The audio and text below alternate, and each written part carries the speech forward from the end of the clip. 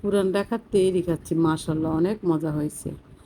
কী ভাবছেন আমি কি রেস্টুরেন্টে গিয়েছি? না, আমি রেস্টুরেন্টে যাই না, এটা আমি নিজের হাতে বানিয়েছি। তো আমি কিভাবে তেহেরি রান্না করছি আপনাদের মাঝে ভিডিওটি শেয়ার করব। তেহেরির জন্য এখানে আমার মশলা লাগছে দারচিনি, জয়ন্ত্রী, জায়ফল, কালো এলাচ, কালো গোলমরিচ, এলাচ। তো আমি এগুলোকে ব্লেন্ডারে ব্লেন্ড করে নেব, এটা কোনো গরম করব না। তো এখানে আমি 1 কাপ সর্ষের তেল দিয়েছি। তেলের জন্য সর্ষের তেল দিতে হয়। 1 বাটি পেঁয়াজ দিচ্ছি। আমি আমার আন্দাজ মতন দিচ্ছি। আমি 1.5 কেজি মাংস, 1 কেজি পোলাও চাল দিয়ে, চিনি গুঁড়া চাল দিয়ে তেহরিটা করব। তো এখানে আমি আদা রসুন দিয়েছি। পেঁয়াজগুলো একটু ভাজা ভাজা হয়ে গেছে, এখন আদা রসুন দিচ্ছি, যেটা কাঁচা ভাবটা চলে যায়। একটু ভালোভাবে নেড়ে ছেড়ে নিচ্ছি। তো এখানে আমি যে ব্লেন্ড করছি ওই ব্লেন্ড মশলাগুলো এখন দিয়ে দিচ্ছি। এখানে আমি কোনো খোলায় গরম করি না, যেভাবে সেভাবে ব্লেন্ডারে ব্লেন্ড করে নিয়েছি। একটু পানি দিচ্ছি মশলাগুলো যেন পুড়ে না যায়। তা আমি সবগুলোকে কষিয়ে নেব একটু ভালোভাবে।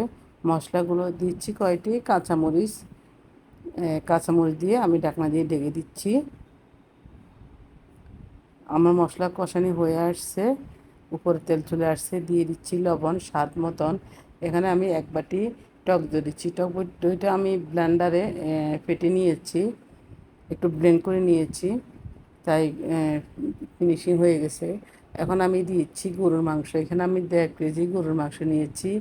তো আমি মাংসগুলো আসলে তেলের জন্য মাংসতে চর্বি থাকলে অনেক ভালো, হাড় কম থাকলে ভালো। তো আমি আমার মতো নিয়েছি, আপনারা আপনাদের মতো নিয়েছেন, নেবেন। তো আমি মাংসগুলোকে কষিয়ে নিচ্ছি। মাংস নরম হওয়া পর্যন্ত রান্না করতে হবে, ভালো করে কষিয়ে নিতে হবে। আমরা যেভাবে খাই কষিয়ে আবার ওইভাবে পানি দিয়ে মাংসগুলো রান্না করতে হবে। তো মাংসটা কষানো হয়ে গিয়েছে, আমি এখন পানি দেব। পানি দিয়ে এটা রান্না করব। এখানে আমি আলু দিচ্ছি 2টা। আসলে তেহরিতে আলু দেওয়া যায় না, আমি দিচ্ছি কারণ এখানে আমার শুধু পুরান ঢাকা বাবুর্চির সাথে আলুটাই বেমিল আছে। আমি আলু দিয়েছি, ওরা কেন আলু দিয়ে নেই। আলুটা দিচ্ছি, আমার বাসায় একজন আলুটা খুব পছন্দ করে, তাই আমি ও বিরিয়ানির মধ্যে তেহরির মধ্যে আলুটা খুব পছন্দ করে। এটার জন্য আমি 2টা আলু নিয়েছি। তো আমি সবগুলো রান্না হয়ে গেছে, আমি সবগুলো এখন নিয়ে নিচ্ছি। একদম জল তেল রেখে ছেঁকে ছেঁকে আমি সবগুলো উঠে নিচ্ছি। দেখেন পাতিলে আমি জল রেখে দিচ্ছি, তেল রেখে দিয়েছি। এখন আমি এগুলোর মধ্যে চালগুলো দিয়ে দেব একই পাতিলে। তো আমি আমার ধুয়ে রাখা, ধুয়ে পানি সরে রেখেছি চিনি গুঁড়ার চাল। এখানে 1 কেজি চাল নিয়েছি। এগুলো আমি এখন ওই তেলের মধ্যে, মশলার মধ্যে এগুলো একটু ভাজবো। ভালো করে নেড়ে ছেড়ে একটু ভাজা ভাজা করে নেব, পোলাও যেভাবে করি এইভাবে। তো এখন এখানে আমি গরম পানি দিচ্ছি। আমি 1 কেজি চালের জন্য 1.5 কেজি পানি দিচ্ছি, 1.5 লিটার পানি দিচ্ছি। এখানে আমার মাংস মশলা আছে, মাংসের মধ্যে ঝোল আছে। আবার দুধ দিব এটার জন্য।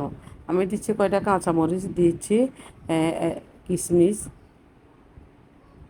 সবগুলো নেড়ে ছেড়ে আমি ঢাকনা দিয়ে ঢেকে দেবো। এখানে আমি চালের জন্য লবণ দিতে হবে, কারণ আমি তো মাংসের মধ্যে লবণ দিয়েছি, চালের মাপে তো লবণটা দিই নাই। তো এখানে লবণটা চেক করে লবণটা দিতে হবে। আমি লবণটা দিয়েছি।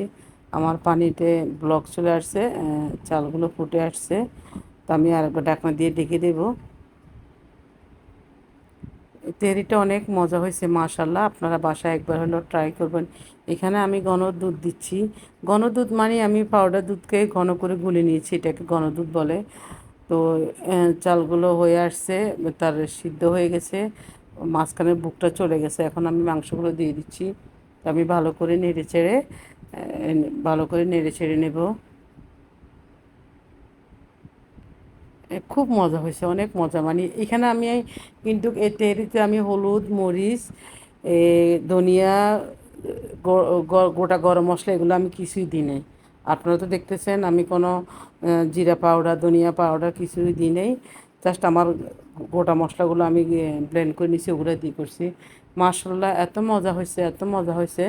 আপনারা বাসায় একবার হলেও ট্রাই করবেন। খুব মজার একটা খাবার তেহরি, আমার বাসায় সবাই অনেক পছন্দ করছে। তা আপনারা এইভাবে বানাবেন, খুব জরজরা হয়েছে। আমার ভিডিওটি কেমন হলো সবাই জানাবেন।